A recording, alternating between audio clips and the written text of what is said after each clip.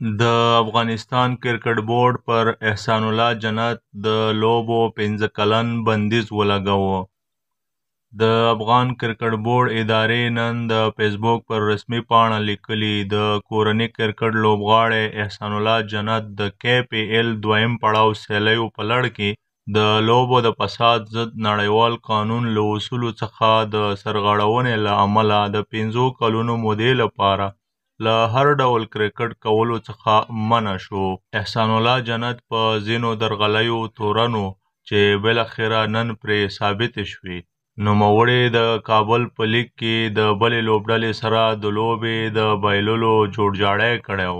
پاتې دې نه وي چې په دې برخه کې پر 3 نورو لوبغاړو هم ورته شکونه موجود دي او په اړه یې څېړنې روانې دي. د جرم د ثابتېدو په صورت کې به رسنیو او هیوادوالو ته په ډاګه شي. دا په هیواد کې د کرکټ د تباهۍ تر ټولو ستر لامل دی چې باید بورډ یې په وړاندې تل همداسې جدي اقدام پورته کړي. د افغان کرکټ بورډ پر وینا احسان الله جنت خپله غلطي منلې او په آینده کې به د داسې کړنو څخه ډډه کوي.